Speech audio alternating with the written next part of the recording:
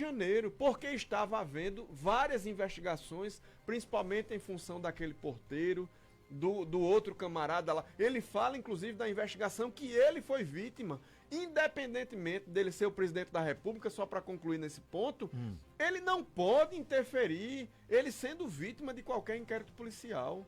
Então, a gente tem que ter... Ele é peça, né? Exato, ele não pode interferir. Nós não admitimos em qualquer carreira de Estado. Na Polícia Civil de Pernambuco, há também a sua independência funcional do seu trabalho. Eu sou componente, eu sou integrante dessa instituição, nunca vi, não se admite qualquer tipo de interferência. Ainda mais com um órgão de Estado respeitadíssimo na nação, como a Polícia Federal. Portanto, algo de muito sério e muito grave foi dito ontem pelo ministro Moro, ex-ministro Moro. Respeitadíssimo, o senhor falou que é muito respeitado, é homenageado no mundo todo, então é uma referência. Hoje, o ex-ministro Sérgio Moro é uma referência, não tenha dúvida. Ele é uma referência porque teve coragem de enfrentar as estruturas de corrupção que estavam infiltradas no Estado há anos. E isso ele provou, não tem... Ali foram provas de delegados da Polícia Federal, de investigadores da Polícia Federal, de representantes do Ministério Público Federal, do Poder Judiciário, confirmados em nível de Tribunal Regional Federal, confirmados em nível do STJ, confirmados em nível do Supremo Tribunal Federal. Então toda a estrutura de Polícia Federal, órgão do Poder Executivo. Ministério Público Federal, um órgão extremamente respeitado na nação. Justiça Federal, em primeiro grau, em segundo grau, em terceiro grau, em quarto grau. Então tudo isso foi revelado a partir de um trabalho sério, que tinha um camarada que enfrentou todas as adversidades, todas as pressões para combater isso. E esse é o ministro Sérgio Moro. Aí falam de ego. Não, mas o ministro Sérgio Moro, ele não aceita pitaco, ele não aceita opinião, nada disso. É um cara sério que estava fazendo o trabalho dele, respeitadíssimo, que não aceitou mais o que aconteceu, por exemplo, com o Onyx Lorenzoni. Que o Bolsonaro, ele esmiuçou o ministério de Lorenzoni, ele ficou calado.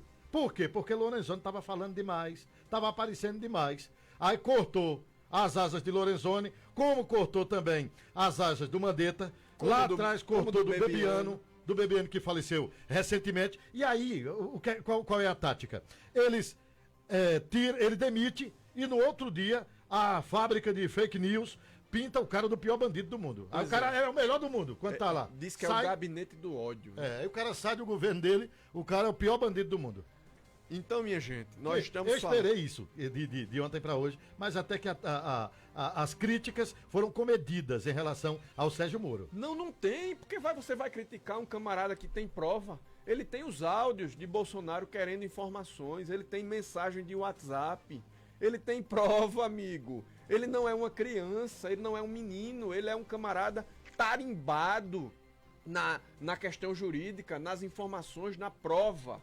Ele é um camarada que tem extremo respeito porque tem competência e quando ele provou a nação, né? Quando ele até fala, tenta se comparar a um provérbio bíblico, quando ele diz que verdade, hoje no final da manhã, né, um provérbio bíblico, verdade, vocês vão conhecer o inimigo do Brasil. Na verdade, ele utilizou-se muito do versículo bíblico que está lá no livro de João, capítulo 8, versículo 32, que diz assim: e conhecereis a verdade e a verdade vos libertará. A verdade vem à tona mês após mês, dia após dia, que tudo que ele dizia de combate à corrupção, de seriedade, de honestidade, de transparência, tem dia após dia sendo contestado. A gente fala, e eu digo aqui com tranquilidade de dizer que votei nele no segundo turno. Eu votei no primeiro e segundo turno. Votei nele e declarei meu voto no segundo turno. Quero dizer também que não tenho compromisso com o erro. O ministro Sérgio Moro, o ex-ministro Sérgio Moro, o ex-juiz Sérgio Moro tem competência, capacidade e teve uma postura reiteradamente demonstrada ética, compromissada, coerente e honrada. E mais uma vez mostrou a sua honra, a sua coerência acima de tudo com os seus princípios e o princípio republicano de falta de transparência e, acima de tudo, de querer proteger, usar a máquina pública para benefício pessoal. E isso eu digo publicamente, não concordo. Ô, doutor, inclusive, ele, na sua explanação, falou que ele ordenou, ele como presidente da República, ordenou a Polícia Federal a vir no presídio de segurança máxima de Mossoró, no Rio Grande do Norte, para fazer a ouvida, para pegar o depoimento do sujeito lá acusado de matar Marielle, o ex-policial militar,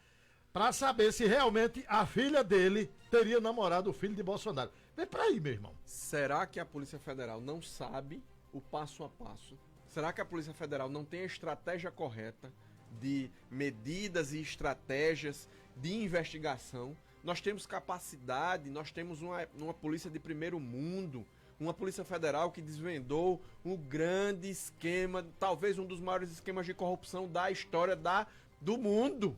A história talvez da humanidade. A Operação Mãos Limpas não tenha comparação, que foi aquela operação lá da Itália, que combateu a máfia italiana, não tenha comparação com a Operação Lava Jato no nosso país, e isso foi trabalho da Polícia Federal. A Polícia Federal tem profissionais capacitados, competentes e independentes para cumprir o seu papel. Não cabe a um presidente da República determinar investigação que seja seguida de forma A, B ou C. Esse é o meu posicionamento e respeito posicionamentos em contrário. Rapaz, chovendo aqui de mensagens e a gente agradece aqui, 98109-1130, pode interagir conosco, a gente vai registrar aqui todas as participações. O nosso Justiça e Cidadania tem o prestígio de Martins Sá, materiais de construção, os melhores preços para construir ou reformar. Martins Sá, na 15 de novembro, centro de Caruaru, telefone 3721-2182 e RC Tecidos, que é especialista em jeans. Pensou em jeans, RC Tecidos, jeans com o melhor preço da cidade, 3046-7015, Toritama, Santa Cruz e em Caruaru, na Avenida Lorival José da Silva, ao lado do posto Sulanca. E o programa de hoje, delegado, o tema do programa de hoje, como eu falava há pouco no programa Feira de Caruaru, quando indagado pelo Erlon Cavalcante, né?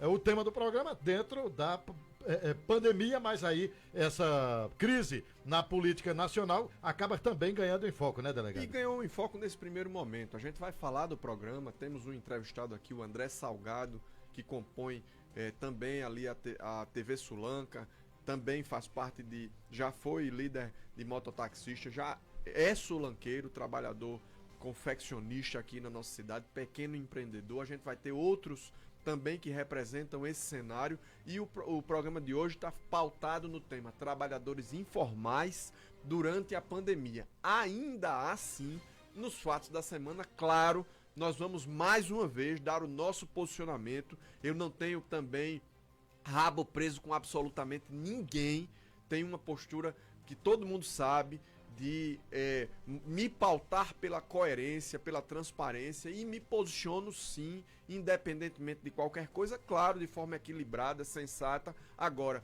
diante de um cenário que nós vivemos atualmente, diante de um evento daquela natureza que foi trazido a público na data de ontem, a gente também tem, eu que sou um homem público, você é um homem público, um comunicador, nós somos pessoas públicas, eu sou servidor público, sou profissional de segurança, sou deputado estadual, porque o povo acredita no nosso papel, na nossa postura, na nossa coerência, na nossa ética, e a gente vai sim se posicionar. Naquela arenga entre o Bolsonaro e o Moro, quem saiu enfraquecido e quem saiu fortalecido? Na verdade, quem perde é o Brasil. É uma pena.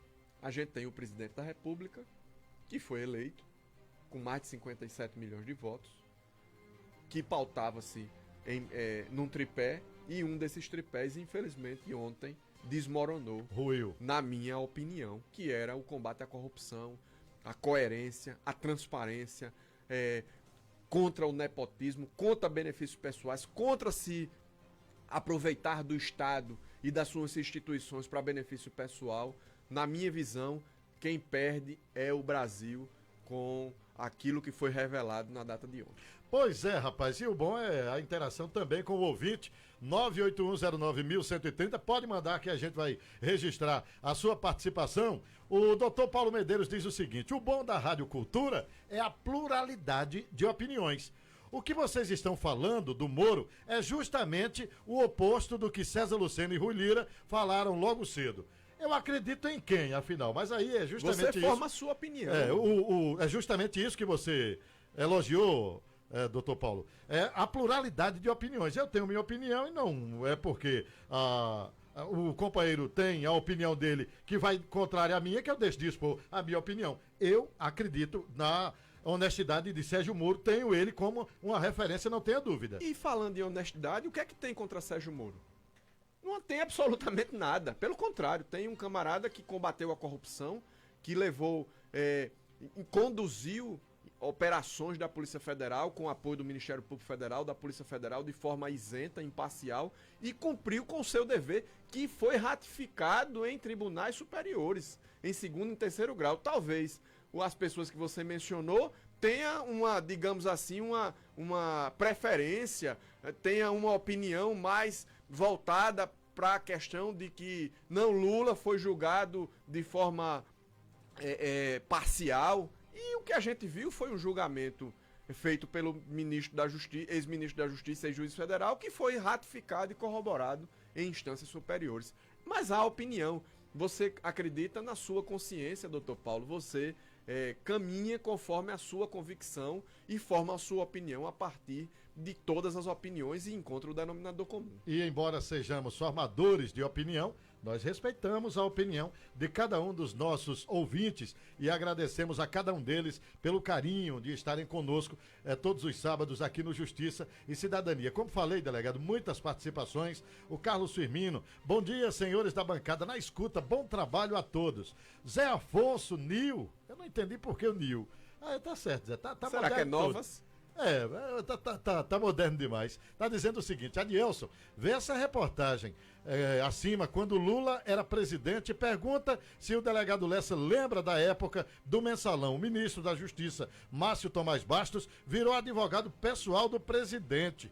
Ele mandou inclusive o link aqui com a reportagem e que tinha como título: Instalação de Lula motivou as alterações da Polícia Federal e na ABIN. Bom, ô Zé Afonso, deixa eu te falar sobre isso. Olha, se você pediu para perguntar para mim, como disse, são incoerentes e o Lula foi condenado por corrupção, amigo. É claro que ele tinha posturas inadequadas e utilizava-se da estrutura do Estado e foi com base nisso que o próprio Bolsonaro foi eleito, de combater esse tipo de postura. Então aqui a gente não tem compromisso com quem quer que seja, não tem político de estimação, o que a gente tem é postura e coerência com tudo que a gente se posiciona. Bom dia, meus amigos, caros apresentadores, doutor Eric Lessa e Adielson Galvão. Eu acredito que o Sérgio Moro está certo. Acho que o Bolsonaro tentou distorcer o assunto de qualquer maneira. E aí o ministro não aceitou e por isso teve essa desavença. Portanto, eu acho que agora o impeachment de Bolsonaro acontece porque vai jogar dejetos no ventilador. Já tem apoio do senador e deputada para entrar com ação contra Bolsonaro. Um abraço, beleza? Jorge, do Sítio Agreste de Pau Santo. Obrigado, querido Jorge. 11h24, com trabalhos técnicos do nosso Michael Roberto, até 1h no ar, Justiça e Cidadania. Justiça e Cidadania. Editorial, com o delegado Lessa.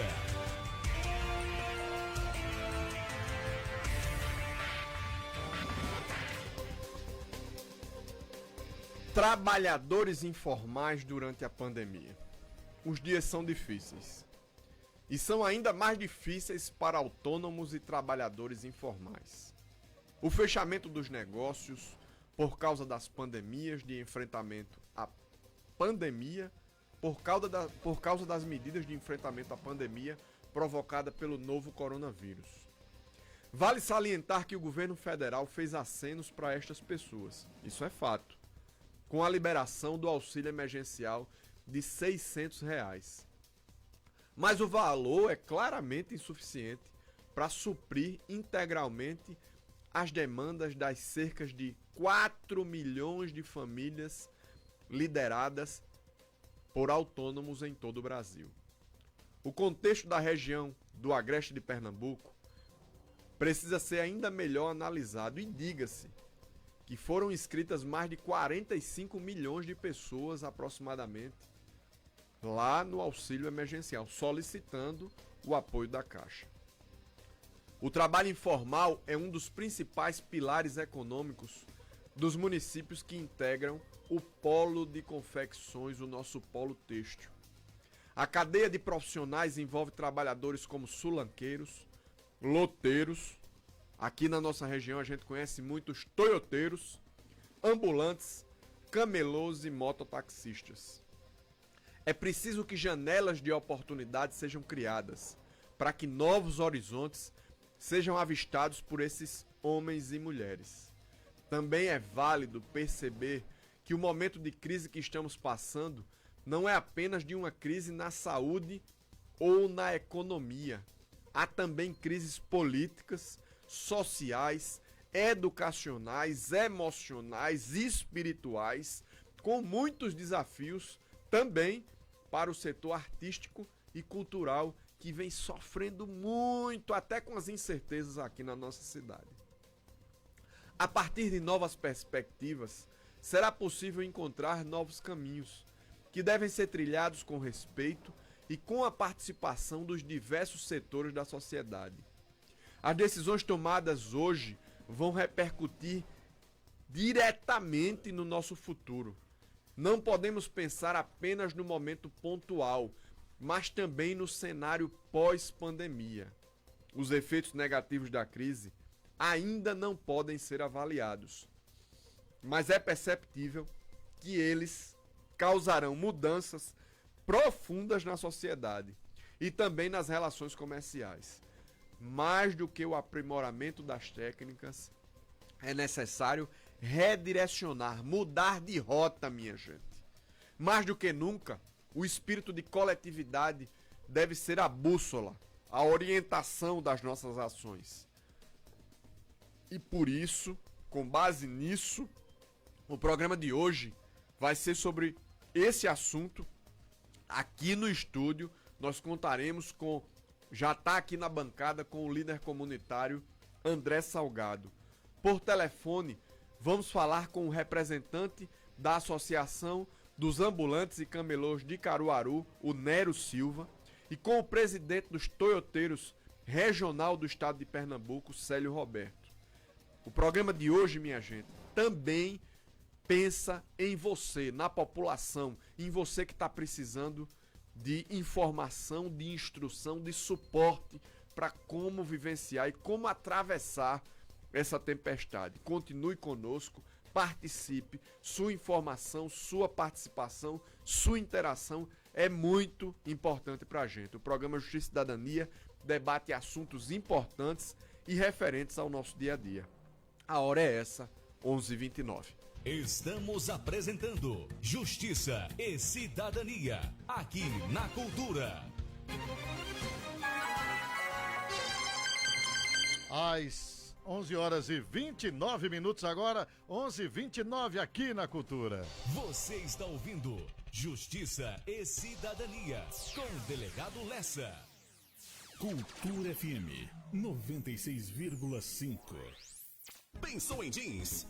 RC Tecidos. Está sempre na frente com as últimas tendências em jeans. RC Tecidos é especialista em jeans. Confeccionista. Compre jeans das melhores marcas pelo melhor preço da cidade. Pensou em jeans? RC Tecidos é o seu verdadeiro parceiro. RC Tecidos, a marca forte em jeans. Toritama, Santa Cruz e em Caruaru, na Avenida Lourival José da Silva, ao lado do Posto Sulanca.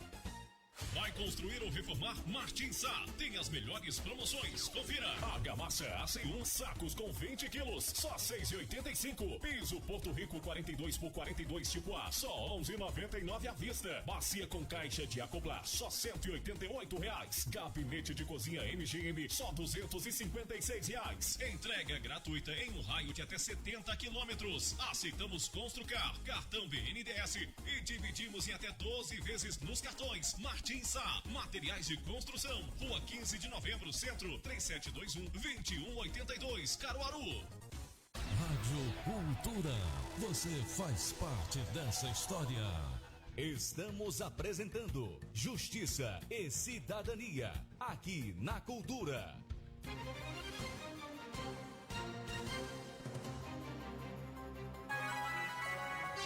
Às 11 horas e 30 minutos agora, 11h31 agora, 11h31 aqui na Cultura, pulou ali. Bom, nós temos aqui a mensagem do Mendes, está dizendo o seguinte: bom dia, delegado, você falou tudo, um abraço, beleza, Mendes, obrigado, amigo, pela sua participação. Obrigado, Mendes, pela participação, um abraço forte para você, amigo. Mas, logicamente, a gente vai enfrentar também críticas. Claro, né? a gente... Enfim. Olha, sabe o que é que diz Martin Luther King? Ele diz o seguinte: para você enfrentar críticas, você basta dizer a verdade. Então, cada um pensa de uma forma e a gente respeita todo mundo que pensa diferente, mas a nossa opinião a gente pode oferecer e ofertar a você também. A Irene Rodrigues mandou aqui 2 áudios, a gente vai ouvir daqui a pouquinho, viu, minha querida? Obrigado pela sua participação também. Outra participação por aqui. Eu falo pra vocês, a pior desgraça do mundo, política, religião e empresário. Eu não entendi bem, mas tudo bem. Obrigado aí. Manda uma mensagem com DDD 11, né? É o Zé. É o Zé. Pronto, um abraço, viu, Zé? Tá lá em São Paulo, né? O DDD é São Paulo, né? Pode ter morado lá, né? Enfim, ele registrou o WhatsApp, né? Com o DDD lá de São Paulo. Estamos na audiência, Marconi Leal e a família dele. Um abraço, viu, querido? Um abraço pra você, amigo. Tudo de bom. Bom, 11 horas e 32 minutos agora. Vamos dar uma pincelada nos principais acontecimentos da semana. Os principais acontecimentos que marcaram a semana estão aqui destacados nos Fatos da Semana. Começando, o senhor delegado demonstrou preocupação na transparência dos municípios, e se a gente falava dessa transparência, tem que haver em nível nacional. Em nível nacional, né? Tem que haver também a nível estadual e a nível municipal. Isso é o que se cobra, e essa é a postura que o eleitor espera do seu político, de quem ele botou lá no poder, né? Para o representar e para gerir cidades, enfim. Olha, 183 municípios foram convalidados pela Assembleia Legislativa decretos de calamidade pública. E diante desse cenário, quando se decreta calamidade pública, há um afrouxamento das regras da Lei de Licitações, que é a Lei 8666 de 93, e a Lei de Responsabilidade Fiscal. Deixa de haver a obrigatoriedade de alguns requisitos. Requisitos. Né? Por exemplo, a licitação tem que ter 90 dias, vai apresentar várias pessoas, várias empresas, vão fazer uma concorrência pública. Enfim, tudo isso está sendo afrouxado, digamos assim, para o atendimento ao novo coronavírus. O lasqueira que alguns se aproveitam e aí, ao invés de fazer, de atender as, digamos, necessidades da população, acaba desviando recursos. Puxando para o próprio bolso, infelizmente. Né? Isso aconteceu ontem, na última quinta-feira. A Operação Alquimia, deflagrada pela Polícia Federal na última quinta-feira, que investiga desvios de recursos públicos na Prefeitura de Aroeiras, na Paraíba, com a explicação de auxiliar na informação ao combate ao coronavírus. O camarada comprou, o prefeito de lá, a prefeita, não sei, comprou Secretaria da Educação, livros, dizendo que era para auxiliar, usando o dinheiro do Fundo Nacional de Saúde, dizendo que era para auxiliar na informação do combate ao coronavírus. Veja que negócio despropositado. E aí, amigo, esse cenário é preciso mudar completamente no que diz respeito à fiscalização da população, das câmaras de vereadores, do Ministério Público, do Tribunal de Contas do Estado de Pernambuco, que é um órgão auxiliar da Assembleia Legislativa. Inclusive, eu sugeri a criação de um grupo de trabalho para acompanhar a situação dos municípios em estado de calamidade pública, pois é um momento em que o poder público precisa agir com mais transparência para com a população. Você sabe, Adelso, quanto o governo federal mandou para Caruaru? Não. Só para a questão do coronavírus? Não. 3.662.675 reais. Para Garanhuns, 1.175.000 R$174.944. E sem contar que todo município recebe ainda o FPM, né? É o Fundo de Participação dos municípios. Dos municípios, que essa verba, ela é entregue aos municípios de acordo com a sua população, né? Exatamente. Cachoeirinha recebeu R$59 mil, Recife recebeu R$22 milhões e, repito, Caruaru, R$3.662.000. Então, a população de Caruaru, a população de Cachoeirinha, a população de São Caetano, de Bezerro, de Santa Cruz, de Toritama, de Taquaritinga, a população tem que estar atenta como é que está sendo empregado esses recursos, porque o governo federal encaminhou mais de R$3.500.000 para Caruaru. Como é que está sendo empregado esse recurso? Em Garanhuns, R$1.174.000. O que é que está acontecendo com esse dinheiro? É preciso... Está sendo gasto, né? Se ele está sendo gasto com a finalidade, que é a questão do combate ao coronavírus, os decretos de calamidade pública dão essa perspectiva de afrouxar as regras de controle. Então é muito importante que a população cobre transparência dos seus gestores, seja em Caruaru, seja em Garanhuns, seja em todas as cidades do estado de Pernambuco. 11h36, demissão de Moro e do diretor-geral da Polícia Federal repercutiu muito. Só o que se fala. Aliás, o que vem se falando nos últimos dias, nas últimas semanas, é a coronavírus, né? No mundo todo. Mas ontem a gente deu uma pausa na coronavírus e desde ontem, aliás, desde quinta, né?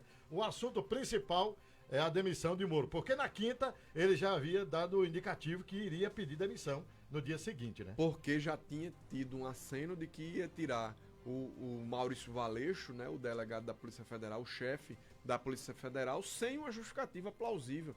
Pelo contrário, com uma justificativa de interferência. E o ministro Moro disse ao presidente, mas isso é interferência política, presidente. Ele disse, é isso mesmo. Pronto, tá arretado. Inclusive, ontem, no pronunciamento, ele falou de que... queria informações. Ele não disse. Relatórios. Ele nega que queira interferir. Mas à medida em que ele se interessa por essa ou aquela investigação, por quê? Pois é. Chefe do Executivo. E dizendo, inclusive, que queria mudar 2 superintendentes. O da Polícia Federal de Pernambuco e o da Polícia Federal do Rio de Janeiro. E ele disse, mas com que motivo? Qual é a justificativa? Qualquer ministro queria saber qual é o motivo. E se for um motivo, digamos assim, que não seja republicano, o ministro se coloca contra aquela decisão, né? E aí o novo ministro, o nome do novo ministro foi anunciado por quê? Porque trabalhou para fazer a proteção de Bolsonaro na campanha eleitoral. Na verdade, o novo chefe da Polícia Federal, né? O novo chefe da Polícia Federal, é verdade. Isso. Trabalhou durante a campanha e é amigo dos filhos do presidente. Pois é, e estava dirigindo a ABIN, a Agência Brasileira de Informação, que dando as informações que Bolsonaro solicitava. Aí não, realmente, a cada tentativa de se explicar, Bolsonaro ele se afunda ainda mais. Olha, o pedido de demissão do ministro da Justiça, Sérgio Moro, e a exoneração do diretor-geral da Polícia Federal, Maurício Valeixo, tiveram repercussão entre entidades representativas de policiais federais, do Judiciário e da sociedade civil. Em pronunciamento na manhã de hoje, 24, Moro confirmou, ontem, 25, ontem, 24, hoje é 25, Moro confirmou a saída do cargo e disse que pesou para sua decisão o fato de o presidente ter exonerado o ex-diretor-geral da Polícia Federal, o Valeixo. Em nota, a Federação Nacional dos Policiais Federais lamenta as mudanças e avalia que Moro cumpriu seu papel à frente da pasta com dedicação e comprometimento, garantindo independência da Polícia Federal. Para a Federação Nacional dos Policiais Federais, a FENAPEF, independente de quem ocupe o Ministério da Justiça e Segurança Pública e a Direção-Geral da Polícia Federal, a instituição precisa manter sua linha de autonomia e independência nos trabalhos de investigação.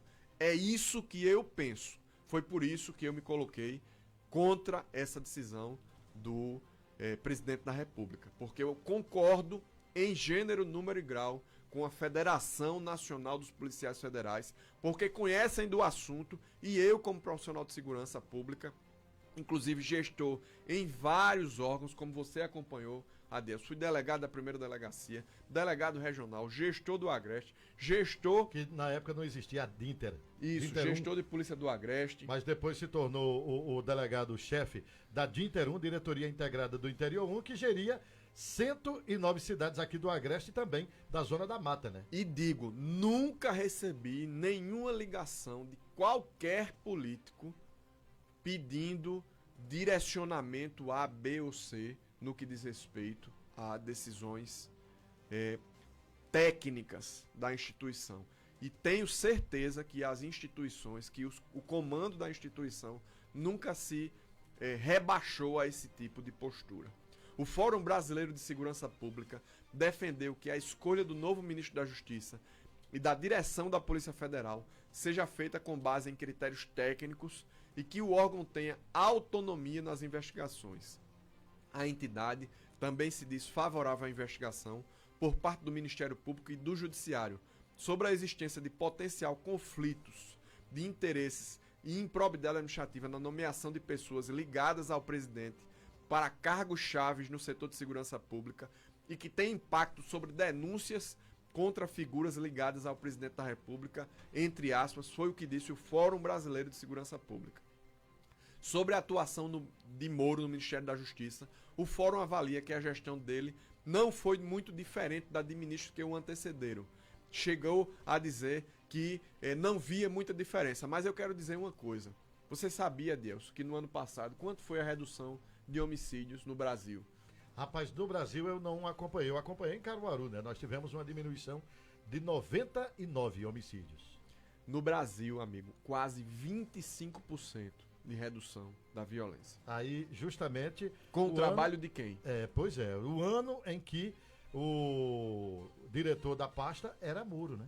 E digo mais, isolou integrantes de organizações criminosas. Mesmo comprando briga, né? Inclusive o atual gestor do Ministério comprou briga com ele por conta disso. Na verdade, o secretário de Segurança Pública do Distrito Federal, que é um delegado da Polícia Federal, que ele isolou alguns integrantes do primeiro comando da capital e lá... qual o temor desse delegado? O temor exatamente de levar bandidos da pior espécie lá para o Distrito Federal. Então, iria tirar o sossego, que não aconteceu nada disso. Exatamente, não teve um recrudescimento da violência em Brasília, no Distrito Federal. Pelo contrário. Então, em nível nacional, ele isolou integrantes de organizações criminosas, ou seja, cumpriu o que se comprometeu de combater o crime organizado. Ele integrou instituições aqui em Pernambuco, na cidade de Paulista. Tem um programa chamado Brasil em Frente. É que a cidade foi a campeã de homicídios. Na verdade, já foi antigamente, mas no ano passado e no ano anterior reduziu a violência. Exatamente o foco nessa cidade. Inclusive, Érico Vasconcelos chegou a trabalhar um mês lá dando reforço, né? Houve um reforço de todos os órgãos de segurança devido a esse programa. Órgãos de segurança em nível nacional. Polícia Rodoviária Federal, Polícia Federal também. O Programa Nacional de Segurança Pública, o SENASP, enfim. E o que foi feito? Redução da violência. O ministro da Justiça e Segurança Pública atua principalmente no combate à corrupção, no combate ao crime organizado e na redução da violência. A gente teve uma redução de 25% da violência. Em nota, a Associação Nacional, a Associação dos Magistrados Brasileiros, destacou a gestão responsável de Moro à frente do Ministério da Justiça. Disse a AMB, sua carreira na magistratura certamente contribuiu para levar ao Ministério uma visão ampla sobre o sistema de justiça e a complexa realidade do Brasil, destacou a Associação dos Magistrados Brasileiros. E disse mais, o Ministério da Justiça e Segurança Pública segue incumbido de lidar com importantes desafios, sobretudo neste momento de crise. Desejamos que o próximo ministro seja bem-sucedido nessa importante missão. A Associação Nacional dos Membros do Ministério Público destacou o trabalho de Sérgio Moro no combate à corrupção e à criminalidade e manifesta ainda a irrestrita confiança na importância da democracia no país. A associação conhecida por CONAMP, defensora do livre exercício das liberdades individuais e sociais, reafirma sua confiança e seu compromisso com a democracia brasileira, com a independência dos poderes, com o respeito às instituições e nos direitos e garantias fundamentais do povo brasileiro. Eu li aqui notas da Associação do Ministério Público Federal, aliás, a Associação Nacional dos Membros do Ministério Público Estadual e Federal. Eu li nota da Associação dos Magistrados Brasileiros. Eu li nota do Fórum Brasileiro de Segurança Pública. Eu li nota da Federação Nacional dos Policiais Federais. Todos trazendo uma visão extremamente imparcial e, acima de tudo, na sua grande maioria, reconhecendo o trabalho do ex-ministro da Justiça e ex-juiz federal, Sérgio Moro. Pois é, já que falamos dessa bola fora de Bolsonaro, do nosso presidente da República, mais uma bola fora. Coronavírus, Brasil registra quase 53 mil mortes. Aliás, quase 53 mil casos, né? E 3.670 mortes. Todo mundo lembra daquela declaração dele, Rede Nacional de Rádio e TV, dizendo que era uma gripezinha, um resfriadozinho. Pois é. Ficou o tempo todo. O ministro dava uma recomendação à população, ele ia ao encontro. Distorcia. Foi para um hospital de campanha sem máscara, pegando na mão do povo. Conversando com as pessoas, pegando, assoando o nariz, espirrando, tossindo. Inclusive ontem, no seu pronunciamento, só o Paulo Guedes estava usando a máscara. E tinha umas 30 pessoas. Tinha mais ou menos isso. E aí eu lhe pergunto, o que o filho dele estava fazendo ali, se ele não é ministro? Pois é, tava o filho dele e um outro deputado federal, aquele morenão forte, um negão alto. Sei. É que tá é um papagaio ali de pirata. ao lado dele, né? É um papagaio de pirata. Bolsonaro, eu até achei que ele fosse segurança dele, rapaz. Pois é, ele é deputado federal. Toda entrevista, tá lá o guarda-roupa. Pois é. É uma lapa de negão, velho, dá 2 metros de altura. O coronavírus, o Brasil registra 52.995 casos e 3.670 mortes. Isso é muito sério, minha gente. Nas últimas 24 horas foram registrados 3.503 novos casos e 357 novos óbitos. Até agora, o total de casos confirmados, 27.655 pessoas são consideradas recuperadas do total de 52 mil pessoas, pelo menos uma notícia positiva, correspondendo a 52% dos casos diagnosticados, e outras 21.670 pessoas permanecem em acompanhamento. Pois é, rapaz, e a situação nossa, Pernambuco? Como é que está o nosso estado, delegado? Pois é, rapaz, mais 395 casos de coronavírus e mais 40 mortes. O estado chega a 3.999 confirmações e 352 pessoas faleceram dessa enfermidade. Rapaz, eu tenho visto muita crítica de pessoas reclamando, né, dos túmulos coletivos. As covas, abrem ali 20 covas, 30 covas, 50 covas. Rapaz, o questionamento, a reclamação das pessoas. E é para enterrar bicho? Problema, gente. É justamente para facilitar. Para quando chegar, o pessoal já ir logo colocando na cova, porque, infelizmente, é o risco de contágio. Tem o iminente. risco de contaminação. Isso é uma medida sanitária que é implementada no mundo todo. Isso é claro que Mas eu não posso me despedir do meu ente querido. Infelizmente, não. Você não pode se contaminar. Você está sendo protegido. E alguns, eu conversando aliás, sábado, nós estávamos aqui com um médico e ele falava da importância. Por quê, doutor? De que todo caso, a maioria dos casos estão... farmacêutico, né? Farmacêutico. A maioria dos casos sendo levados como suspeitos. Sim, mas aí porque pega o histórico da vítima. A vítima tinha algum problema respiratório, a vítima tinha algum problema, por exemplo, de... coronariano, um problema de rim, um problema de cardíaco, tem vários outros problemas, são chamadas as comorbidades, né? Que é a questão de diabetes, a questão de pressão alta, as comorbidades, quando são associadas a essa enfermidade, se torna uma doença extremamente grave. E aí é por precaução, porque se coloca como suspeito, justamente devido a esse histórico. Ah, mas aí eu não pude velar o corpo do meu parente. Sim, porque você tinha o risco, se ele tivesse com a doença, mas não estava assim. Mas aí o resultado do exame não é imediato. Pois é uma preservação, né, da sua saúde. Exatamente. Ou seja, é para frear. Imagina os velórios que aconteciam antes dessa pandemia, se pudesse acontecer agora. Imagina, 400, 500 pessoas Tocando no corpo, muitas vezes, né, com o caixão aberto. Se não toca no corpo, tá a viúva lá beijando, aí chega, dá um abraço da viúva, vai pegar o vírus. Então, é precaução acima de tudo. Medida sanitária.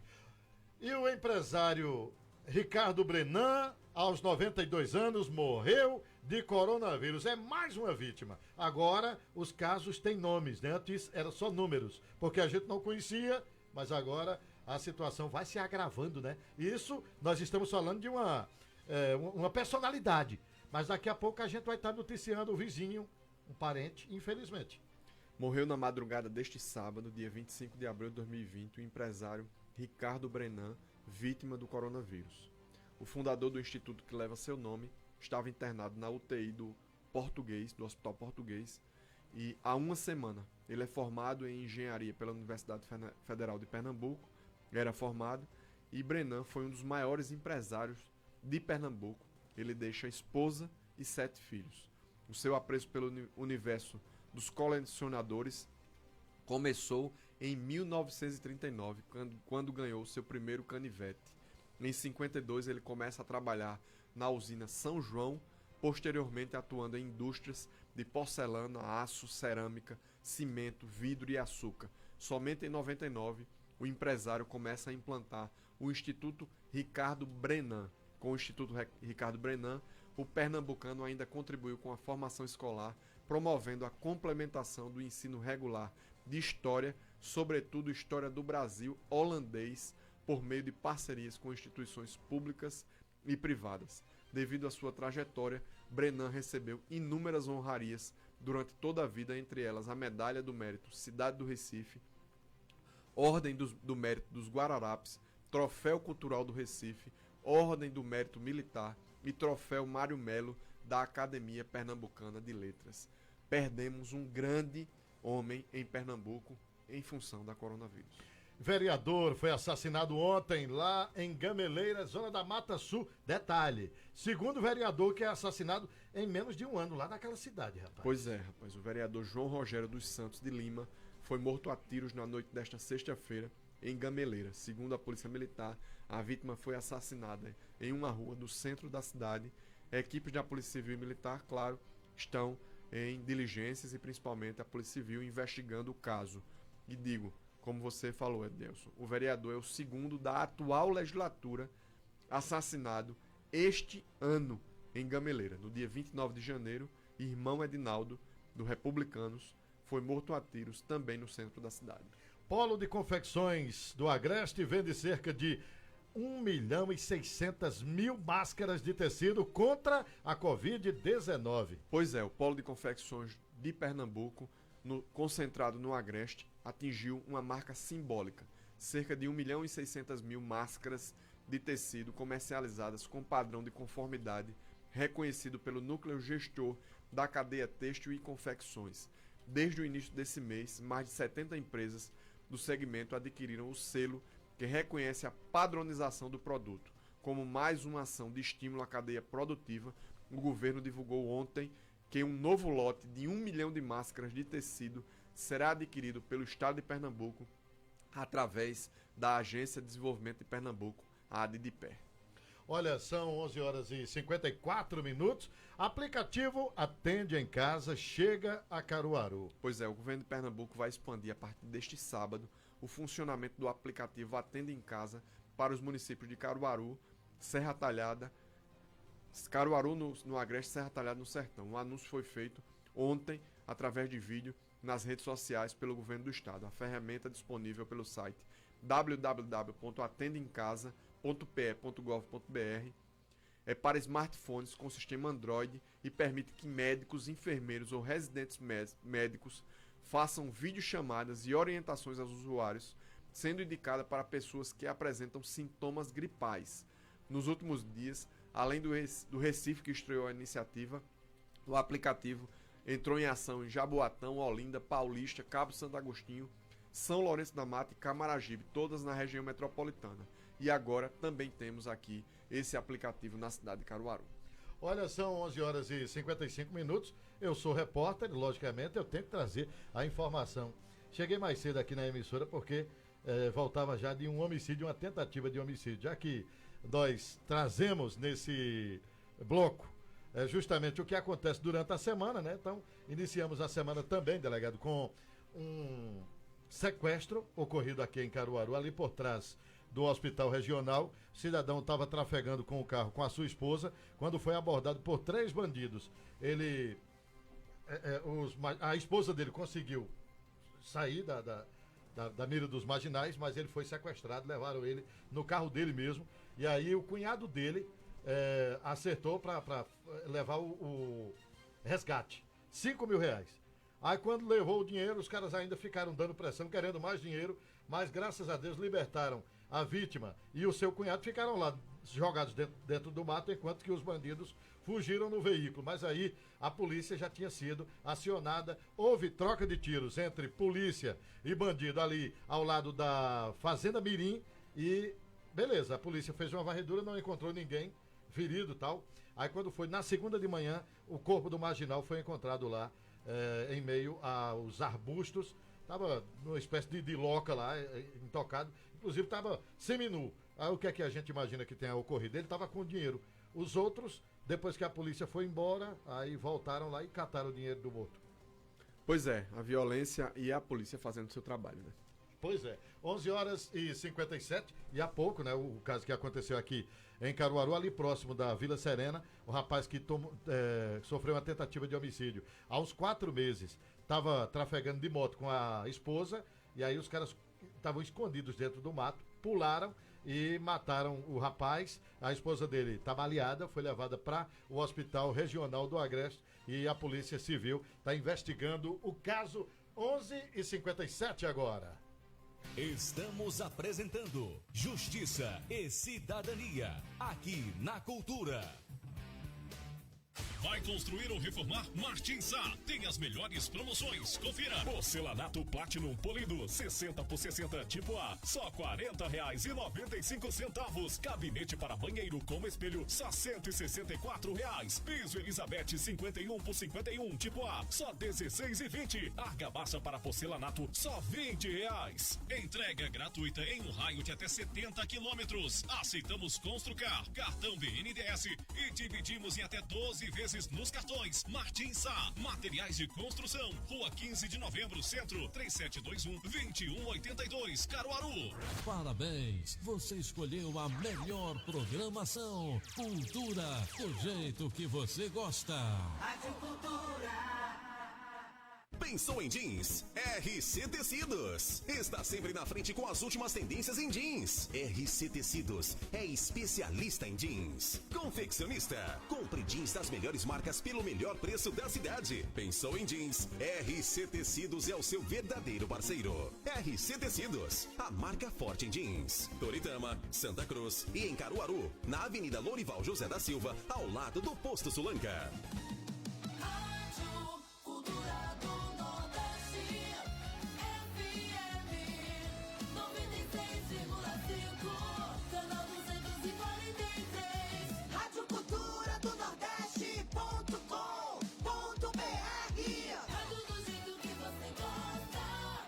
Você está ouvindo Justiça e Cidadania com o delegado Lessa. Às 11 horas e 59 minutos agora. Bom dia, Adielson. Manda um abraço para Louro, aqui de Gonçalves Ferreira, que está sintonizado no programa, beleza? Um abraço, meu querido Dió, e também o Louro aí de Gonçalves Ferreira. E a propósito, Louro da Malhada tá ligado com a gente também aí na Malhada de Pedra. Amigo Louro, um abraço, amigo. Obrigado pela sua participação. Outra participação Bom dia, cadê a transparência do contrato celebrado entre a prefeitura, na época de Zé Queiroz, e o Comércio Futebol Clube para uma escola de tempo integral? Clube foi destruído, pois levaram telhas, portas, portões e hoje só tem marginais, prostituição e tráfico naquele local. Quem mandou essa mensagem pra gente aqui foi a Rita de Cássia, beleza? Um abraço, querida. Obrigado pela sua participação também. O Alexandre Mendonça. Bolsonaro fez 3 coisas em um só dia. Ressuscitou Marielle, fez a mídia esquecer a pandemia por um dia e a melhor parte, fez a esquerda admirar o cara que colocou Lula na cadeia. É verdade, viu, meu querido Alexandre? Um abraço, amigo.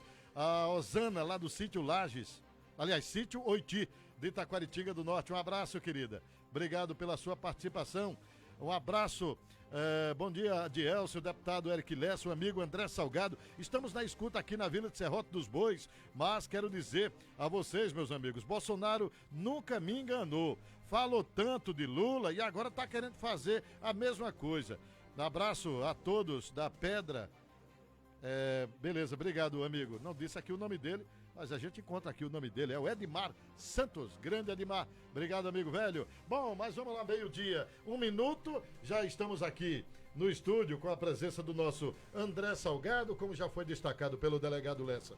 É líder comunitário, já foi mototaxista. Meu querido André, uma satisfação, meu irmão, recebê-lo aqui no estúdio. Boa tarde. Boa tarde, Adielson. Por gentileza, direciona o microfone aí, pronto. Boa tarde, Adielson. Boa tarde, delegado Lessa.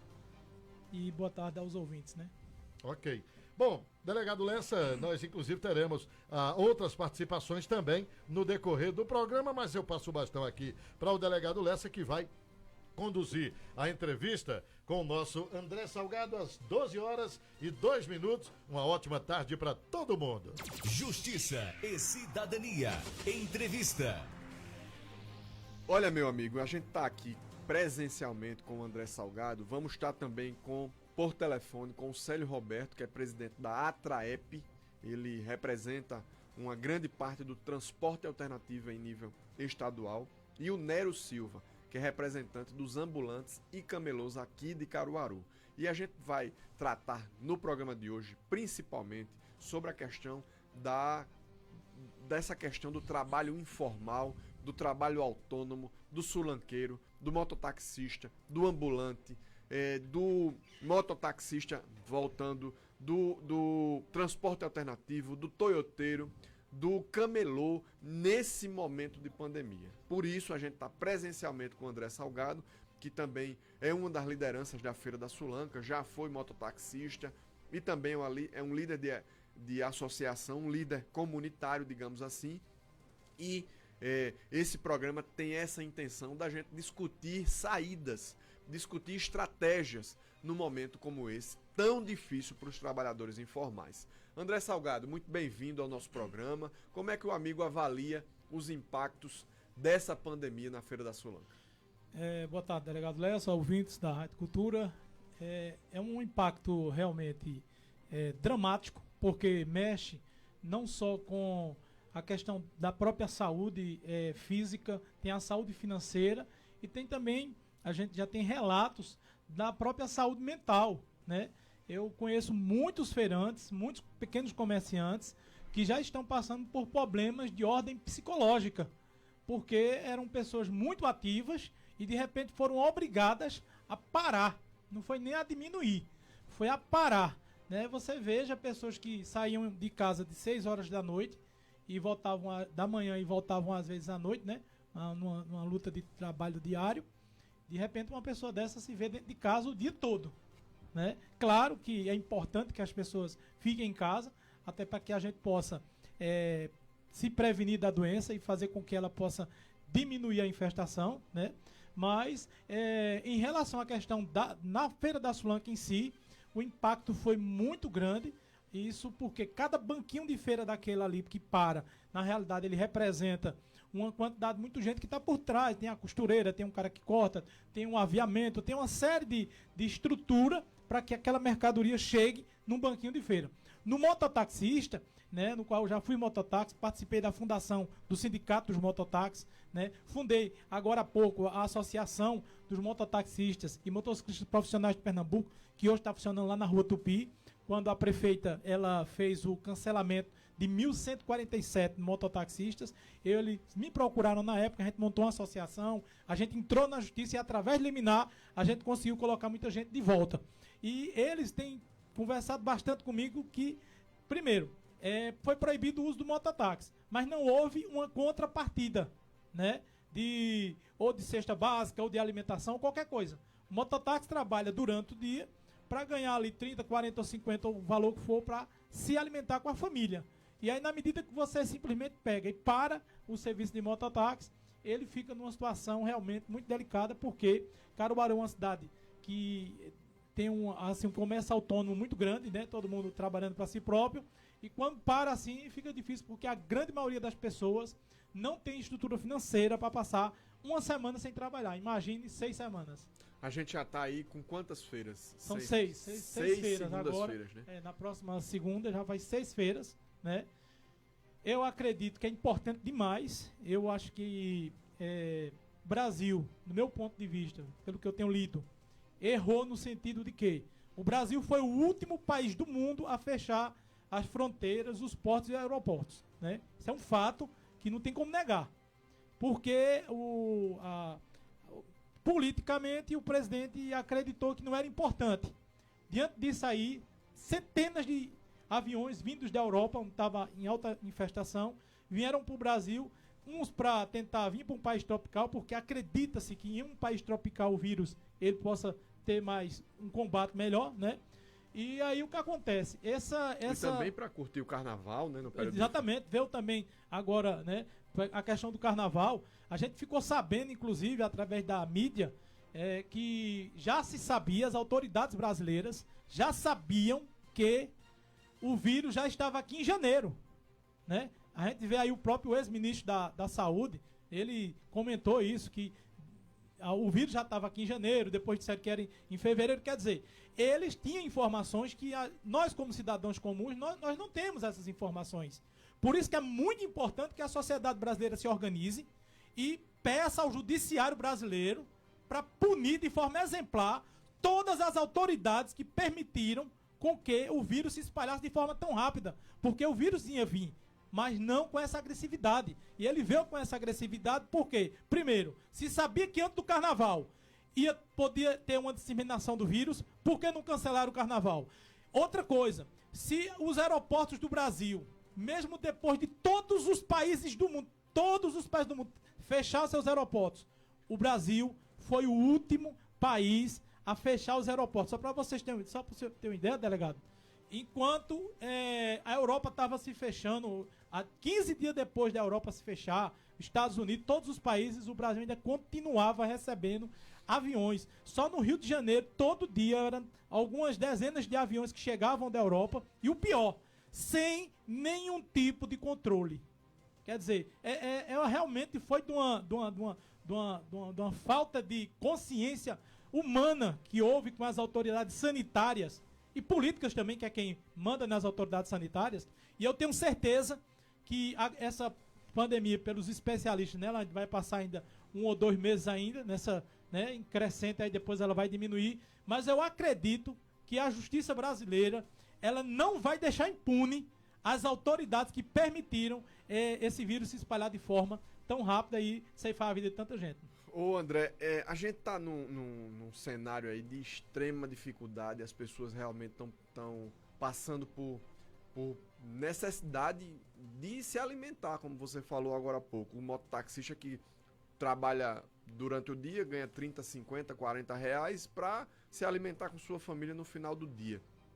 Num ambiente como esse, num ambiente dessa questão da Sulanca também, que a gente sabe que a Sulanca aí tem 12, 13, 14 mil pessoas que dependem diretamente, que tem bancos de feira e também um suporte aí ainda maior. Se fala em 250 mil pessoas trabalhando com Sulanca no polo de confecções do Agreste. A gente sabe, e esse estudo foi feito pela Comissão de Desenvolvimento Econômico da Assembleia, a qual eu presido, que no ano passado foi produzida entre 700 e 800 milhões de peças de vestuário. Isso é um número assim estrondoso, isso chama a atenção de São Paulo, da China.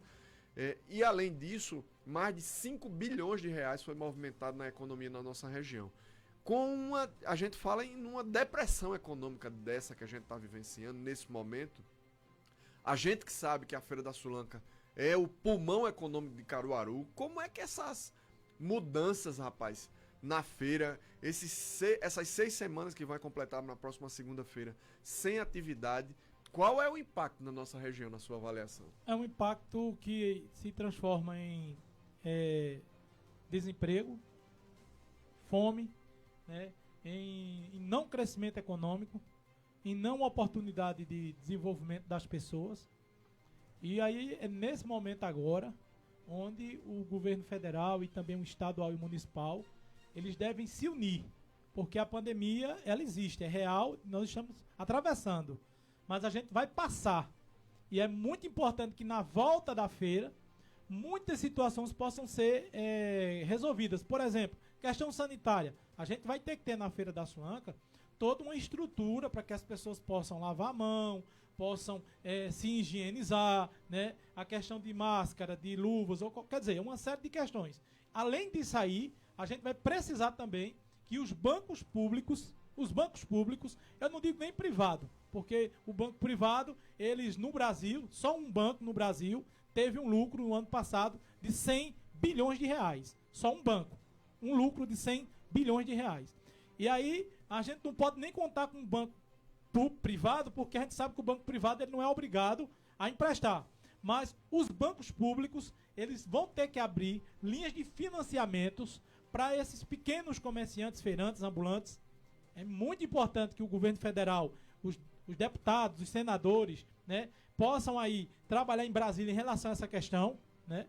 E no âmbito do Estado, tem que haver nas rodovias do Estado, nas BRs, um controle muito grande para que esse vírus ele possa ser contido. Por quê? Existem muitas notícias, inclusive dos cientistas, de que como foi que a China venceu, a cidade de Wuhan venceu, ela venceu com controle, né? Por quê? Você tem um vírus que vai passar de pessoa para pessoa. Só que a partir do momento que você faz um controle para, primeiro, detectar quem está com o vírus e isolar essa pessoa, existe um tempo natural do vírus, que são de 10 dias, de 10 a 14 dias, para que o vírus ele saia, quer dizer, a pessoa cria uma resistência, né? O organismo cria uma resistência e aquele vírus não é mais, digamos assim, a pessoa não é mais transmissor daquele vírus, né? E se fazendo isso, você consegue controlar. E você consegue diminuir e daqui a pouco você não vai ter mais o vírus. Porque a gente sabe que até agora não existe uma medicação ainda cientificamente, né, comprovada e a vacina ainda vai demorar. Mas existe a necessidade do governo fazer esse controle, porque através desse controle, sim, a gente pode ter a diminuição muito grande dos contaminados. Ô André, você falou aí sobre essa questão do retorno das atividades na Feira da Sulanca. Você aqui, que representa, que tem uma liderança aqui na cidade de Caruaru, na Sulanca de Caruaru, é sulanqueiro. Há algum planejamento por parte do Poder Público Municipal de retorno das atividades? Há um diálogo da Secretaria de Feiras, da Prefeitura Municipal? Há algum diálogo por parte da Prefeita do município com os sulanqueiros para pelo menos planejar, à medida que isso for liberado, para planejar o retorno dos trabalhos? Bom, ela fazia muita live e depois de tudo isso ela diminuiu as lives, né? E aí ela, em uma dessas lives, disse que estava em contato com o representante dos sulanqueiros, né? E aí eu acredito que já está tendo a nível de estado e a nível de município algum planejamento para voltar. Por quê? Porque tudo indica, não é nada oficial, que nesse próximo mês agora a feira vai voltar. E eu acredito que eles estão estudando metodologias para que possa voltar com segurança. Agora que é uma coisa muito complexa, porque não adianta uma pessoa estar usando máscara, álcool gel, fazendo todos, né?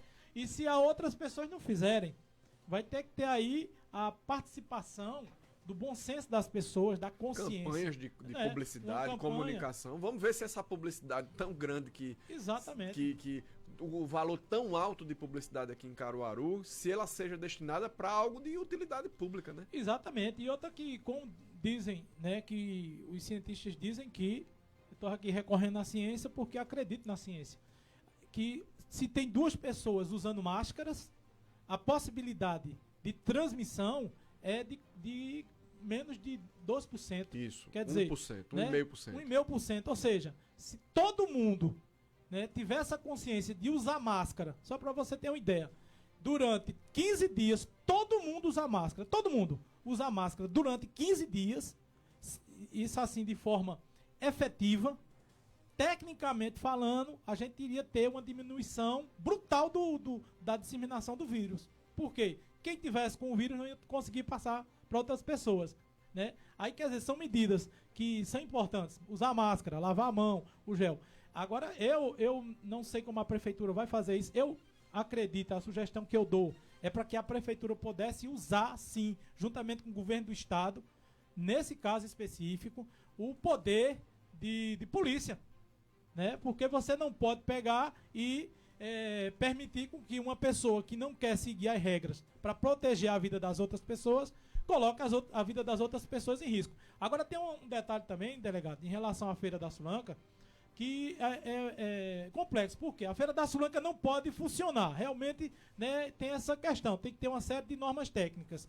Mas, se o senhor observar, todos os dias existe uma aglomeração muito grande nas casas lotéricas, nos bancos. A gente não vê a ação da Destra. Só para você ter uma ideia, nas escolas do município começaram a distribuir as cestas básicas, né? A cesta não, o kit da alimentação das crianças. E eles pegam ali, as mães ficam o dia inteiro na chuva e no sol ali, aquela aglomeração impressionante. E eu fiquei observando através da internet de que as pessoas chegavam de 6, 7 horas da manhã, o caminhão com os alimentos chegava de 10, 11 horas da noite, mas a entrega só finalizava no final da tarde, ou seja, além de ser uma questão que bota a vida das pessoas em risco, é também uma questão de muita humilhação com as pessoas, né? O poder público não pode fazer isso. Isso é uma coisa assim absurda, de que a gente vê as mães tendo que passar por essa humilhação para poder pegar o lanche ali das crianças. Muito bem, nós estamos aqui ao vivo no programa falando sobre você que pode ter ligado o som do seu rádio agora, ou você que abriu o aplicativo ou entrou na internet nesse momento. Nós estamos falando sobre a questão do transporte, do trabalho informal nesse momento de coronavírus. E aí fala-se em transporte alternativo, aí a gente fala em mototaxista, a gente fala de ambulante, de camelô, a gente fala de sulanqueiro, a gente fala do comércio mais informal que está diretamente atingido, afetado por essa quase que fechamento das atividades. E realmente não se pode trabalhar em função dessa questão da ciência, das autoridades sanitárias. Então, você pode continuar acompanhando, mandando sua mensagem para o 981091130, para o Facebook da Rádio Cultura do Nordeste. Estamos presencialmente aqui com o André Salgado, que é uma das lideranças da Feira da Sulanca, também é mototaxista, já foi mototaxista, fundou a Associação dos Mototaxistas, tem também uma história de uma nova estrutura de associação dos mototaxistas aqui, principalmente com a demissão nos anos anteriores, pela atual gestão de quase 1.200 mototaxistas, a cassação do alvará desses profissionais, e aí teve que ter um suporte, inclusive, da justiça para eles voltarem a poder ter a dignidade do trabalho, e a gente está aqui realmente preocupado com essa realidade que a gente está vivenciando. Eu queria também ouvir o André Salgado. Na sua avaliação, André, a gente tem essa maturidade, o sulanqueiro, o ambulante, o carroceiro tem essa maturidade de enfrentar um momento pós-pandemia, ou precisa de um trabalho muito, digamos assim, de comunicação, de convencimento, para que a gente possa ter essa consciência por parte do trabalhador, do vendedor e do comprador? Eu acredito que só tem 2 caminhos.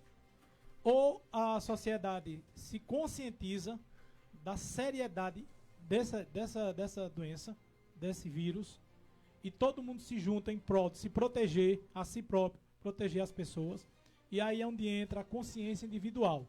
O carroceiro, o feirante, o comprador que vem de fora. Se todo mundo seguir as recomendações, a gente pode ter a feira tranquilamente. tranquilamente. Eu acredito, com certeza, que já nesse próximo mês a gente pode sim ter condições de ter feira, isso é o que eu acredito. Claro, seguindo as regras. É o quê? É o uso da máscara, é o uso do álcool gel, né? É o uso, se for necessário, de uma luva também.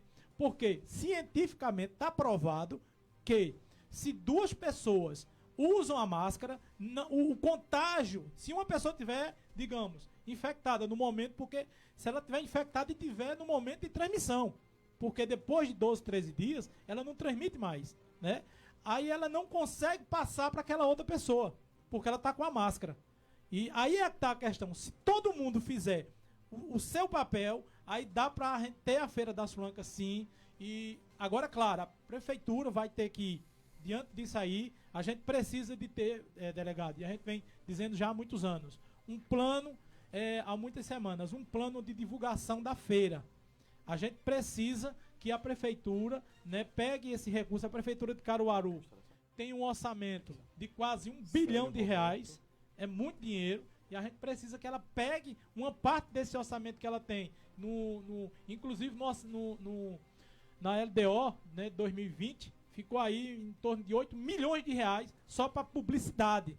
Né? Muita gente não sabe disso. Na verdade, não é nem só na LDO. Já teve uma contratação de uma licitação, já foi aberta uma licitação, R$7 milhões e 800 mil só para publicidade. Só para publicidade. A população tem que saber disso, gente. Olha, a prefeitura ela tem à disposição R$7 milhões e 800 mil para gastar com publicidade.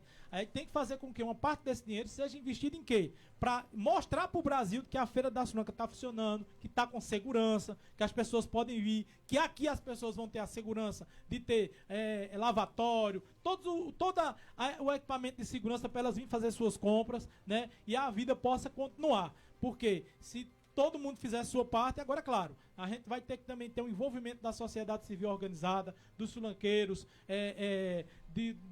dos vendedores, dos compradores, para que a gente possa chegar a esse denominador comum e, se Deus quiser, a gente possa voltar até a nossa feira. Bom, às 12 horas e 22 minutos agora, meio-dia e 22, a gente vai para o intervalo. Daqui a pouquinho continua o nosso programa, o nosso Justiça e Cidadania até 1 da tarde, aqui pela Rádio Cultura. Estamos apresentando Justiça e Cidadania, aqui na Cultura. Vai construir ou reformar? Martins Sá tem as melhores promoções. Confira. Porcelanato Platinum polido 60 por 60 tipo A, só R$40,95. Gabinete para banheiro com espelho, só R$164. Piso Elizabeth 51 por 51 tipo A, só R$16,20. Argamassa para porcelanato, só R$20. Entrega gratuita em um raio de até 70 quilômetros. Aceitamos Construcar, cartão BNDES e dividimos em até 12 vezes nos cartões. Martins Sá, materiais de construção, Rua 15 de Novembro, Centro, 3721-2182, Caruaru. Pensou em jeans? RC Tecidos. Está sempre na frente com as últimas tendências em jeans. RC Tecidos é especialista em jeans. Confeccionista. Compre jeans das melhores marcas pelo melhor preço da cidade. Pensou em jeans? RC Tecidos é o seu verdadeiro parceiro. RC Tecidos, a marca forte em jeans. Toritama, Santa Cruz e em Caruaru, na Avenida Lourival José da Silva, ao lado do Posto Sulanca.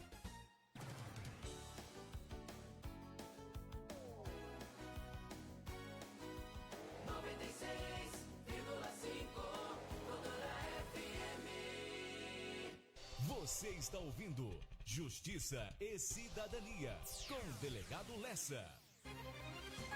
Hora essa, meio-dia, mais 24 minutos, meu querido Adriano Pintinho, sargento Adriano, que tá sempre ligado com a gente. Aliás, é fã aqui do programa. Semana passada, delegado, ele mandou uma mensagem para mim e na correria aqui, logicamente, eu priorizei o zap da rádio, né?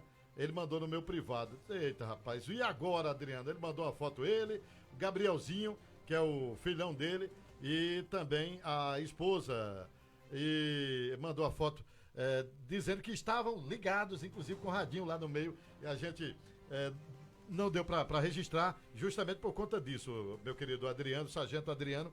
a gente priorizou o Zap da Rádio. Mas obrigado, viu, amigo? Eu sei que você é apaixonado aqui pelo nosso Justiça e Cidadania. E se não fosse ouvintes como ele, a gente não estava aqui, né? Ah, com certeza, rapaz. O nosso Cangaia também tá ligado conosco. E o Roselito Mineral também ligado com a gente. Um abraço forte a todos eles. Meio-dia, 25 minutos agora, 12h25. Já estamos na ponta da linha com o Célio Roberto, que é o presidente da ATRAEP, a Associação dos Transportes, né, do transporte alternativo. Alternativo, né? E acredito que o pessoal do transporte de Uber, tal, de Na verdade, aplicativos. principalmente os loteiros da região, principalmente ali de Surubim e tal, ele tem uma interlocução muito forte também na região metropolitana. O Célio Roberto tem uma articulação muito forte, Agreste, região metropolitana, e a gente tá com ele na linha aí, né? Pois é, rapaz. Inclusive, eu vi essa semana uma van que faz o transporte de passageiros, que tinha lá a placa. Estamos com vagas alternadas, ou seja, o banco cabe 2, aí senta um em cada ponta, guarda aquele espaço ali do meio. Acredito que essa tem sido a orientação que vocês têm passado para esses profissionais. Meu querido Célio Roberto, um abraço, amigo, boa tarde. Boa tarde. Eu quero agradecer aí ao deputado, ao delegado Lessa, a você também, Galvão, né? Exatamente. E a rádio aí que tem aberto esse espaço. Nós já estamos com um avanço grande.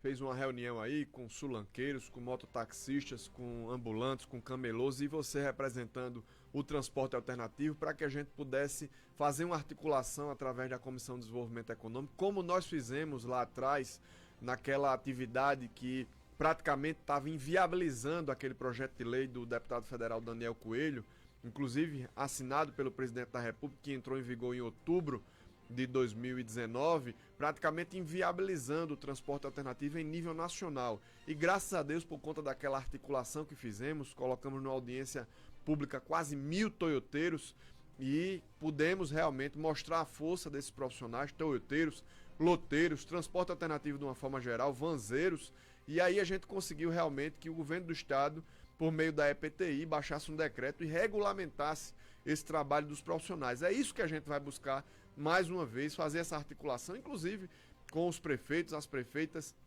da nossa região, para que a gente possa realmente dar esse suporte ao transporte alternativo, ao sulanqueiro, ao ambulante, ao comerciante mais sofrido nesse momento de pandemia. E você nessa liderança aí do transporte alternativo, quais são, amigo, os principais desafios dos condutores de transporte alternativo? E eles aumentaram significativamente nesse momento de pandemia, não é, Célio? As coisas tomou um rumo diferente, porque nós estamos com o terminal 21, né, que faz a integração para a região metropolitana parado. Ontem, depois da audiência de videoconferência que nós tivemos ontem com o senhor, eu já pude levar o conhecimento do secretário de Trânsito e Transporte, de gabinete também de Limoeiro e de São Lourenço da Mata, para que a gente possa se unir para ser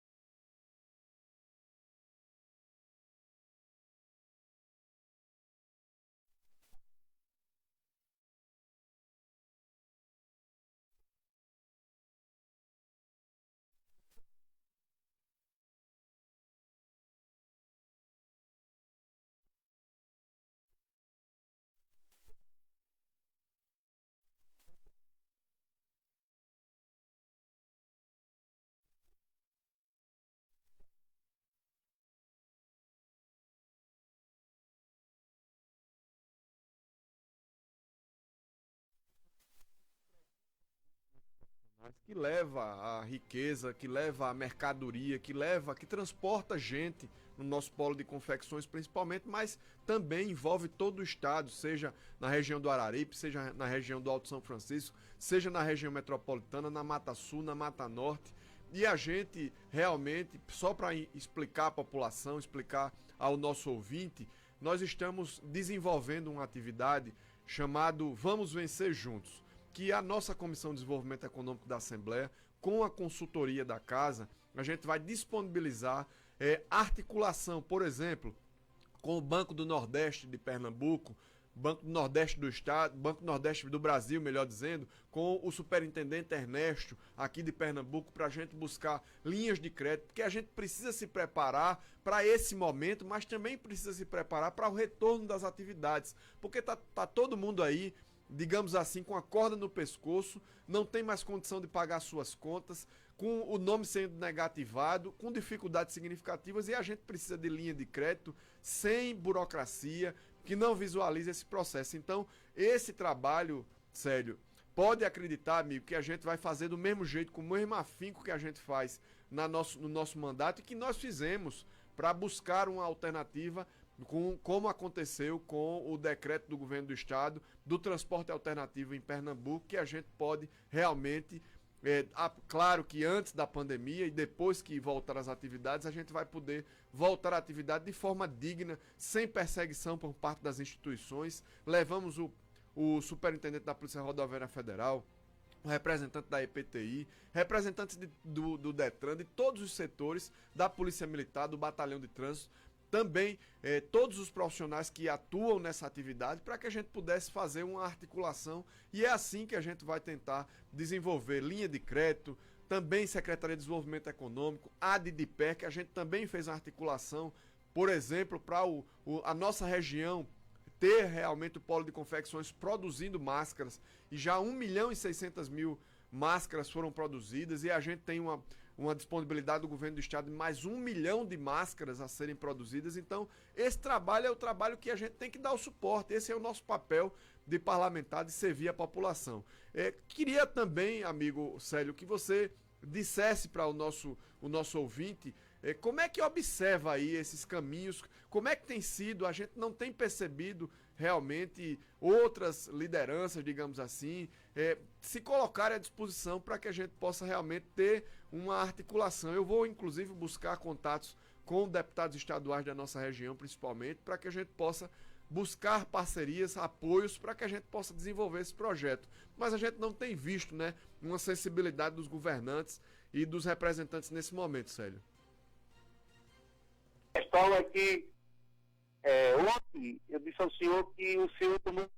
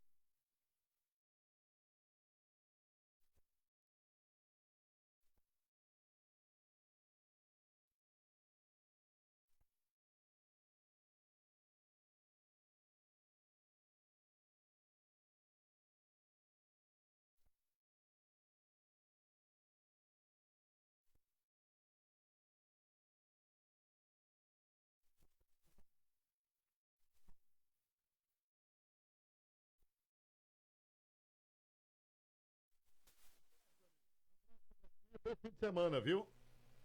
O senhor também, tudo de bom. E Deus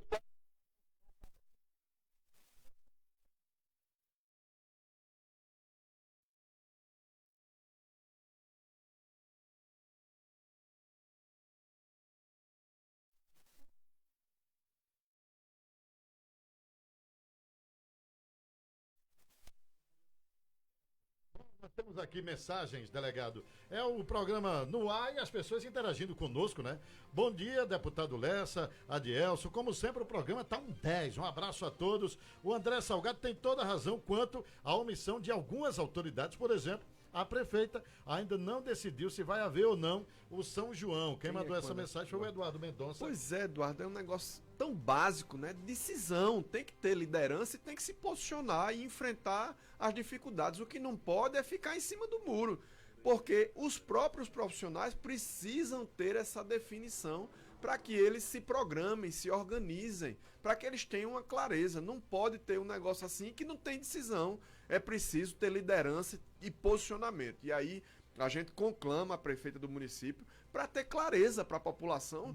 Não... Abril termina, maio já começa semana que vem. Exatamente. E aí já seria o período para o pessoal começar a montagem da exatamente, né? E não há definição. E a gente vê, há mais de um mês o prefeito de Petrolina já decidiu, a prefeita de Arco Verde já decidiu, o prefeito de Campina Grande já decidiu, o prefeito de Santa Cruz de Capibaribe já decidiu e Caruaru não há uma decisão. O que é que falta para tomar uma decisão? É preciso ter postura para enfrentar as críticas e ter liderança para se posicionar.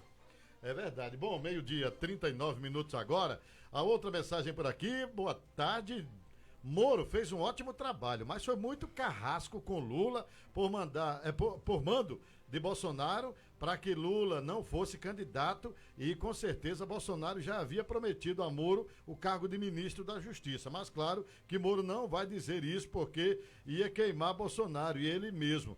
É de Djalma, do bairro do Salgado. Obrigado, viu, Djalma? Obrigado, Djalma. Muito obrigado pela sua participação. Respeitamos a sua participação, é muito importante pra gente. É claro. Outras participações já tá pra gente aqui, já tem. Pronto, já estamos aqui com o Nero Silva, que é o representante de ambulantes e camelôs. Meu querido Nero, rapaz, eu vi um absurdo ontem. Um amigo meu, ele conserta relógio, aí ele tava se amparando ali no Parque 18 de Maio, ali pertinho, como era conhecida, a Ponte de Bibiu, porque do outro lado ficava o Paraíso das Louças, né? Sim. Então ele estava se amparando em frente a uma loja de um chinês.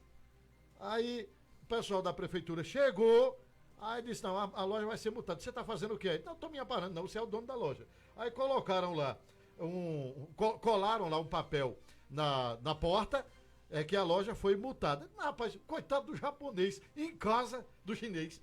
Isso é uma perseguição da Cebola. Mas diga aí. Negócio sem propósito. Eu achei absurdo. Primeiro, como é que tu vai multar? Tu não sabe nem se a loja realmente é do camarada. O cara tá se amparando, meu irmão. Tava chovendo. Meu Deus do céu. Mas algumas coisas absurdas têm acontecido nesses dias. Meu querido Nero, um abraço, amigo. Boa tarde. Nero? Alô? Oi. Tá me ouvindo, Nero? Olha, tá muito baixinho, viu, ator? Ô, Nero, tu tá com o rádio aí, que se tu tiver com o rádio, vai te auxiliar. Um rádio aí próximo de você. Eita. Tem um rádio aí próximo de você? Vamos tentar aumentar o volume aqui do telefone.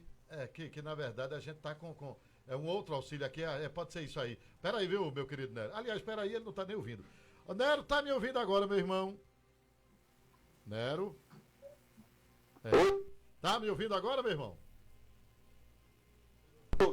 Melhorou. Pronto, Nero. Eu falava que ontem eu visualizei um rapaz sendo multado justamente por estar em frente a uma barraca ali na feira. O pessoal da prefeitura chegou imaginando que ele era o dono da barraca e aí afixou na parede, aliás, na parede não, afixou na porta um comunicado que ele tinha sido multado. Só que essa loja é de um chinês que estava em casa. Então a gente tem visto algumas coisas absurdas. E isso vocês têm percebido também, né, Nero? Sim, boa tarde a todos aí da rádio, apresentador. Pois a justiça municipal ela vem aplicando alguns métodos aí muito estranhos. Eles não têm assim uma noção do que de fato realmente ocorre, sabe?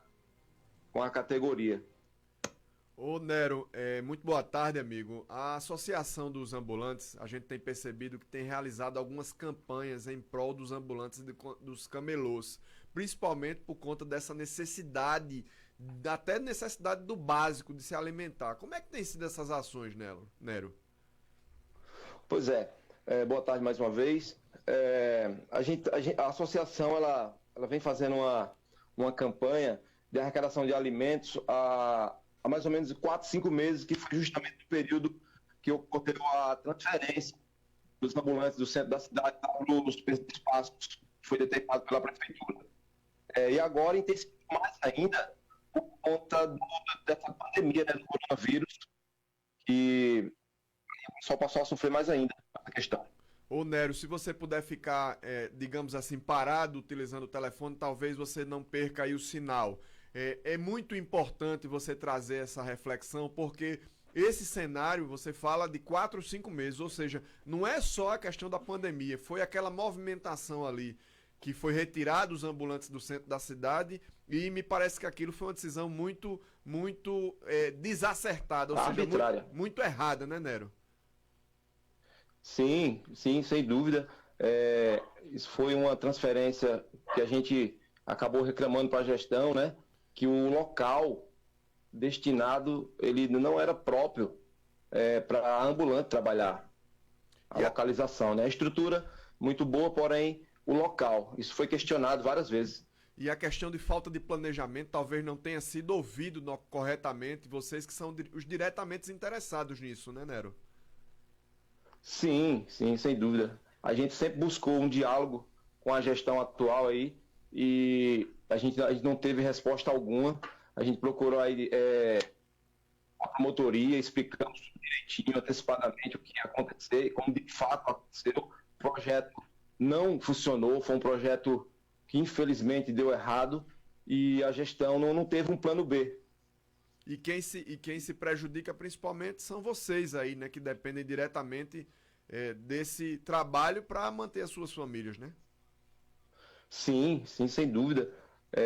A gente vê os companheiros aqui todos muito assim deprimidos com essa situação porque eles não sabem fazer outra coisa a não ser ambulante, né? Comprar e vender, revender as suas mercadorias. Ô Nero, como é que você pensa aí que ficará esse cenário dos ambulantes e dos camelôs após esse período de pandemia? A gente teve você acabou de falar, um pessoal deprimido nesses últimos 5 meses por conta da transferência do pessoal dos ambulantes e também agora um outro baque significativo que é essa questão da pandemia. Como é que tá a cabeça das pessoas? O que é que vocês pensam para esse momento aí, já que a gente também está dando esse suporte aí, como a gente fez aquela reunião ontem, para tentar dar um suporte a vocês, ambulantes e camelôs? Sim. Não somente os ambulantes, como também outras categorias, como por exemplo os sulanqueiros, mototaxistas, né, os motoristas de aplicativos, eles têm nos procurado em busca de cesta básica, essas coisas. Aí o que acontece? Não é somente a gente que está nessa situação, a gente tem essas outras categorias também. Mas veja, como eu falei na fala anterior, a categoria já vinha sofrendo há 4, 5 meses, sabe?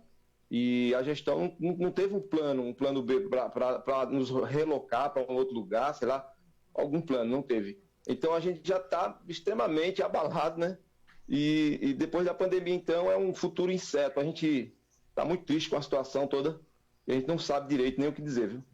Ô Nero, muito obrigado pela sua participação, você que realmente é um dos representantes aí dos ambulantes, dos camelôs, está sentindo na pele essa dificuldade, esse momento tão difícil que vocês estão atravessando, nesse momento de pandemia, mas que já tinha esse reflexo até de tempos atrás. Então a gente deseja que nessa estratégia que a gente possa tomar nos próximos momentos, para que a gente dê um suporte a vocês aí num momento tão difícil como esse. Contem conosco aí e Eu espero que a gente viva tempos melhores e que Deus nos abençoe para atravessar esse tempo tão difícil de falta de ouvir as pessoas interessadas. Isso é muito ruim, porque vocês são os diretamente interessados e não foram ouvidos nesse processo de mudança. E se foram ouvidos, não foram acatados nas sugestões, né? Pois é. A gente não houve um diálogo por parte da gestão. Inclusive, eu tenho aqui uma cobrança a fazer, que é sobre uma verba que foi liberada pela Câmara de Vereadores, que já está em mãos, né, dessa gestora. Eu gostaria de saber quando é que ela vai começar a utilizar esse dinheiro na compra de cesta básica. Que esse dinheiro foi uma verba exclusivamente para a compra de cesta básica e ser repassada para essas categorias que eu falei. Não somente a minha, como os mototaxistas, o pessoal da Sulanca, né, e os motoristas de aplicativos. Muito bem, Nero. Muito obrigado pela sua participação. Um grande abraço para você. Realmente fica a cobrança no ar. A gente se pergunta, né? Como é que tá esse suporte a essas pessoas que estão precisando do mínimo, que é a dignidade de poder se alimentar. Um abraço para você, Nero. Sempre muito bem-vindo aqui no programa. Eu que agradeço. Boa tarde. Foi muito bom ter dado essa fala. Boa tarde a todos. Beleza. Bom, às 12 horas e 48 minutos agora. Tem muita participação por aqui, rapaz. O meu querido Alisson Bombeirinho mora lá no sítio Jacaré de Gonçalves Ferreira. Ô, Alisson, tu mandou um texto, tu mandou um áudio de 3 minutos, infelizmente, meu irmão. A gente não tem disponibilidade, mas obrigado pela sua participação. Alisson Bombeirinho, um abraço, amigo. 12h 48 minutos agora. O Alex do Bode tá ligado com a gente lá no Salgado. E os bodes estão, pelo menos por enquanto, podendo comemorar que a Alex não tá podendo matar como matava não, né, delegado? Um abraço, Alex do Bode. Obrigado pela participação, amigo. Bom, mas deixa eu trazer agora a participação do povão aqui no programa. Justiça e cidadania. Vamos ouvir o povo. Delegado Eric Lessa, estou aqui com o Ataíde Júnior, que é radialista, mas trabalha também como locutor de porta de loja. O danado aqui, ele está sem poder trabalhar justamente porque a maioria das lojas estão fechadas. Ataíde, como sobreviver a esse período tão difícil, meu irmão? Boa tarde. Boa tarde, Elcio, boa tarde também ao delegado, né? Então, pessoal, é o seguinte, a gente está sobrevivendo do jeito que toca a música, como fala o outro, né? Então a gente está tentando sobreviver e levando a vida como deve ser feita, né? Então a gente está com esse problema aí, inclusive aí para o auxílio emergencial, estamos com problema, né? Mas pensamos em sancionar esse problema e ter direito, né? Afinal, você é MEI, né? Você é microempreendedor individual. Isso, faço parte do MEI, né? Pago meus tributos certinho, tudo ok. E quer dizer que a gente foi fazer o cadastro, só que tem um empecilho aí que impede que a gente faça. Por exemplo, eu tenho o meu CPF, tudo regularizado, tudo certinho. A gente vai lá no auxílio, né? No aplicativo da Caixa, dá os dados, fornece, só que não tem como ir, porque alega que o nosso CPF está irregular. Só que a gente vai ver na Receita Federal, está tudo certo, está tudo ok, fica esse embate aí, né? Então a gente pretende aí solucionar esse problema, porque é chato. 2 semanas só de peleja e até agora nada de dinheiro.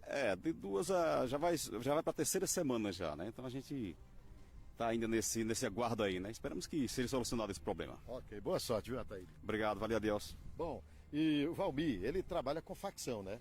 Valmir, algumas indústrias estão funcionando a meio pau, fabricando outros produtos, como por exemplo a máscara, que não é o seu caso, né? Está parado de tudo. Você, na verdade, tem uma facção, então você costura o que o pessoal coloca lá na sua empresa. Verdade, eu costuro tudo, aí até agora está parado de tudo. E como sobreviver, cara? Porque existem as pessoas que trabalham com você, né? As costureiras. Não, normalmente só trabalha só eu e minha irmã, só, nós dois. Mas o Liseu danado. Tá tudo liso, parado de tudo.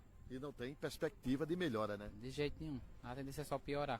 A propósito, você conseguiu sacar o dinheiro lá do... Não, toda vez que eu entro no aplicativo, fica dizendo tento marchar, e nada de conseguir. A dificuldade é exatamente porque você não está conseguindo concluir o processo. O processo. Sempre fica tento marchar, toda vez que tenta, e dinheiro que é bom nada. Aí como é que a pessoa vai passar sem dinheiro, né? Estamos apresentando Justiça e Cidadania, aqui na Cultura. Às 12 horas e 52 minutos agora, Honório do Mercado tá ligado com a gente, aí tá dizendo o seguinte: boa tarde, delegado e Adielson, a respeito da máscara, ela não é obrigatória, ela está sendo recomendada, muita gente está pensando que é obrigatório, só é nas repartições públicas e estabelecimentos que estejam comercializando alguma mercadoria. Valeu, obrigado, tô no Salgado, na Rua Iraci, na maior audiência. Honório, obrigado, amigo, pela sua participação. Outra por aqui, Isaías da Rua da Lata, forte abraço a todos vocês, obrigado. Um abraço, Honório e Isaías. É outra aqui, oi Adielson, aqui é o repórter Furão, tô ligado na cultura, parabéns pelo programa, tá bom, estamos juntos, um abraço, meu querido Furão, mandou um áudio também, não tem Um abraço, Furão, obrigado pela participação, amigo. Mas obrigado, bicho.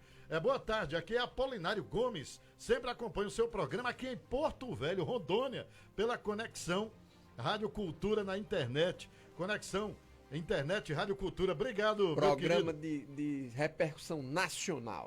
Rapaz, lá do extremo, Apolinário Gomes, obrigado, amigo. Aí temos aqui outra participação, boa tarde, concordo com o uso da máscara, mas passei 2 vezes essa semana nessas paradas sanitárias da prefeitura e todos estavam sem máscara. Pense num mau exemplo da prefeitura que pede para a população fazer uso de máscara, mas eles próprios não usam. Manu, lá do Chique Chique, foi quem mandou essa mensagem. Obrigado, querida. Obrigado, Manu. Um abraço para você, para todo mundo aí do Chique Chique, do Andorinha, dessa região toda. Um abraço forte. Tá sem mandar mensagem, mandou 8. Oi. Quem é o Louro da Malhada? Não, o Louro da Malhada, rapaz.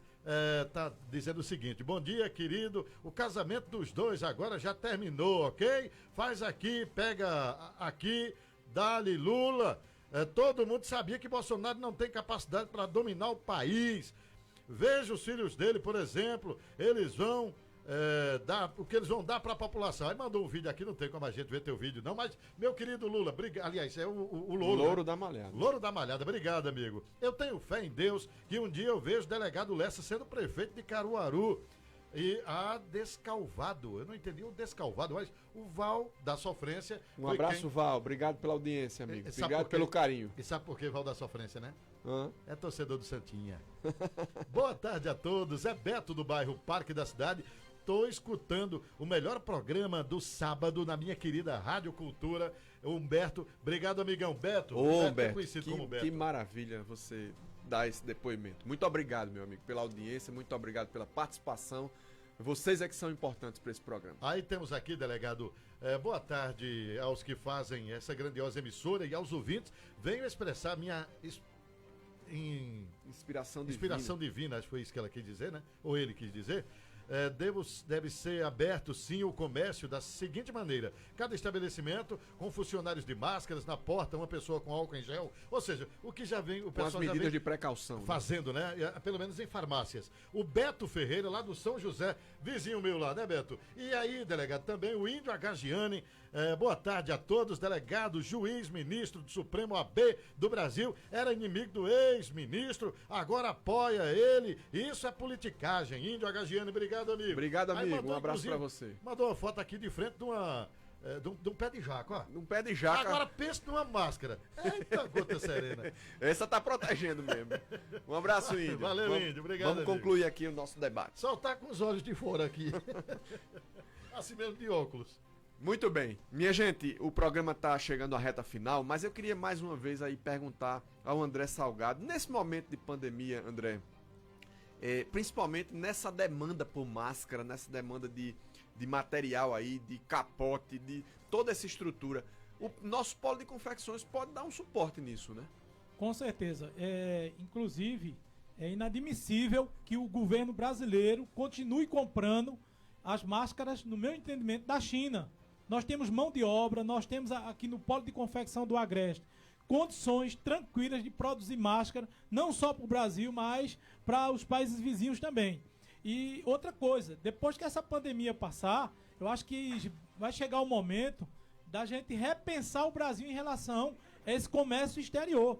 O Brasil, quando eu digo Brasil, eu digo o poder público, né, contribuiu com a destruição da indústria brasileira para fortalecer a indústria chinesa. Isso é um fato. Quantos e quantos fabricos no Agreste de Pernambuco não fecharam porque não tinham como concorrer com a mercadoria chinesa.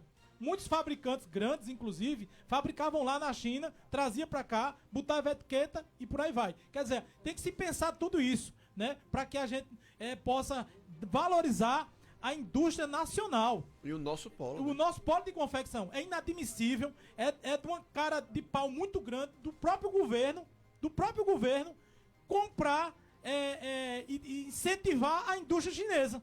E depois a gente vê o desemprego, uma série de questões econômicas sendo sofridas aqui. O polo de confecções do Agreste tem condição de produzir não só a máscara, mas os vestiários aí hospitalares. Só para vocês terem ideia, as Forças Armadas do Brasil, quando vai comprar o fardamento, né, o utensílio de fardamento, essa questão, ela compra para uma empresa e a empresa vai lá e compra na China. Muita gente não sabe disso. Veja que coisa louca, né? O governo federal, ele permite com que isso aconteça.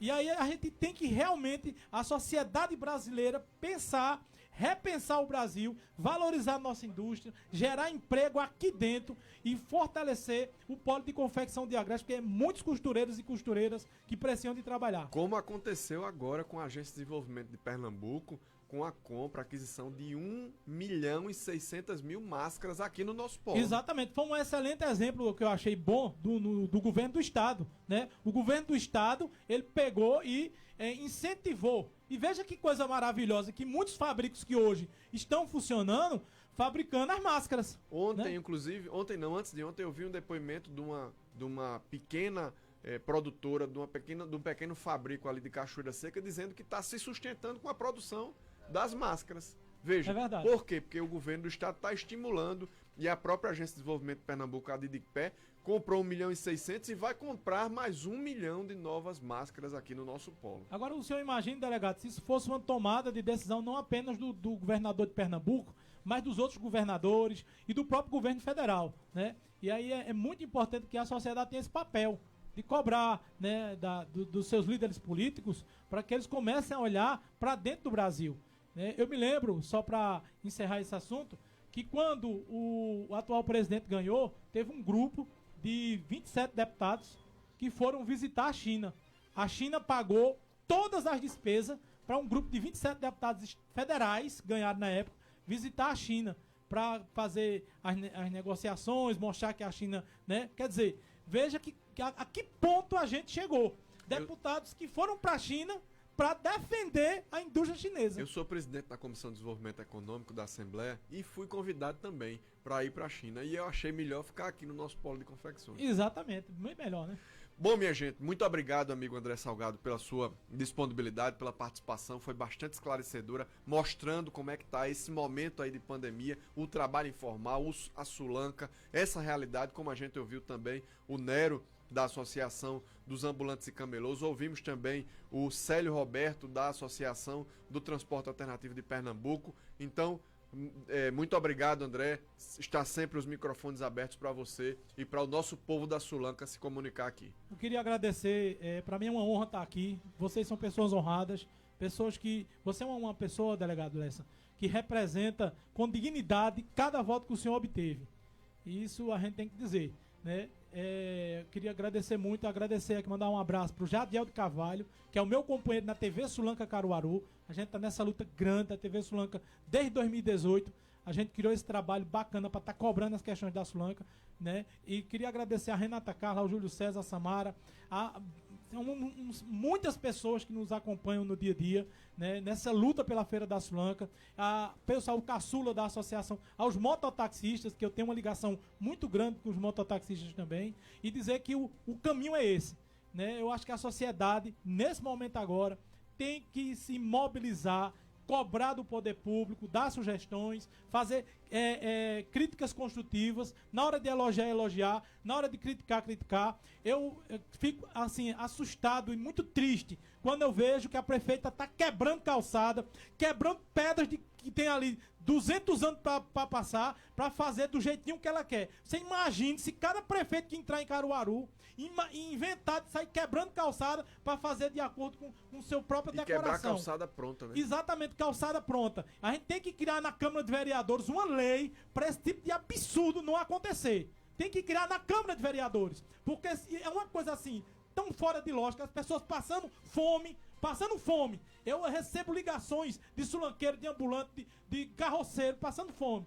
Né? Eu consigo algumas cestas para distribuir isso com amigos. Às vezes também a gente não consegue, porque nem todo mundo tem condição de dar muita coisa. Mas assim, as pessoas chorando, André, tô com fome, não tenho nada para comer dentro de casa. Aí a gente vê a prefeitura quebrando calçada. E o dinheiro do suor do povo, gastando com coisas que são realmente sem lógica. É sem lógica. Aí eu quero pedir ao Tribunal de Contas do Estado de Pernambuco, às autoridades do Judiciário também, que dê uma olhadinha nisso aí. Porque o povo está passando fome e a prefeitura está quebrando. Esse dinheiro do empréstimo do que foi feito aí a gente tem que cair na real. A gente está passando por uma guerra. O Brasil está passando por uma guerra. Tem que pegar o dinheiro e comprar comer pro povo, até essa guerra passar. Muito bem, um depoimento aí bastante forte do André Salgado, mas uma realidade, né? Quando a gente vê rua que não está calçada, mas em detrimento quebra outras ruas que estão calçadas para botar outro tipo de pavimentação, e num momento como esse. Minha gente, tarefa cumprida. Adielson, mais uma vez, programa cumprido, com louvor, graças a Deus, um programa muito importante, ouvindo toda a população e principalmente aquelas pessoas que estão no transporte alternativo, no mototáxi, no ambulante, o camelô, o sulanqueiro, que também movem esse nosso município e só querem trabalhar de forma digna. Aí, o Coité, ouvinte assíduo aqui da rádio, ele botou aqui. Foi muito sucinto. Siga o voto do relator. Valeu, querido Coité. Muito obrigado, Coité, pela sua participação, pela sua interação. Chegamos à reta final. Quero deixar uma mensagem aqui de reflexão para esse final de semana. Mensagem que está no livro de Salmos, capítulo 27, versículo 14. Diz assim: espera no Senhor, anima-te, e Ele fortalecerá o teu coração. Espera, pois, no Senhor. No contexto do cântico, o salmista está falando de si mesmo, a si mesmo. É a sua consciência mais forte que anima a sua parte mais frágil a não se desesperar. A repetição da ordem espera no Senhor indica a intenção de fixar no leitor a ideia de que, em momentos de dúvida ou perigo, é necessário avançar confiando na suprema soberania do nosso Deus, que é nossa fortaleza e a nossa salvação. Tenhamos todos um sábado abençoado e um final de semana de muita paz. E muito obrigado pela sua audiência, pela sua participação. Estaremos aqui, se Deus permitir, no próximo sábado, firmes e fortes. Fiquem com Deus. Bom, com essa nós finalizamos o nosso programa, abraçando o Roselito Mineral, tá aí no bairro do Vassoural, Santa Rosa, né, Roselito? Um abraço, amigo. Abraço forte também para o Gaúcho, o L. Eden, programa que tem o prestígio, e amanhã vai ser reprisado, hein, gente? O programa vai ser reprisado amanhã na programação na íntegra, ou seja, completinho, para você acompanhar aqui o nosso Justiça e Cidadania. Martins Sá, materiais de construção, os melhores preços para construir ou reformar na 15 de novembro no centro de Caruaru. O telefone é o 3721-2182. RC Tecidos é especialista em jeans. Pensou em jeans? RC Tecidos, jeans com o melhor preço da cidade, 3046-7015, Toritama, Santa Cruz e em Caruaru, na Avenida Lorival José da Silva, ao lado do Posto Sulanca. Na sequência, tem o programa que destaca a sétima arte. Vem aí o Clube do Filme, meu amigo Edson, a Mary. Um abraço para todo mundo, bom fim de semana, gente. No próximo sábado, um novo encontro está marcado. Justiça e Cidadania, com o delegado Lessa.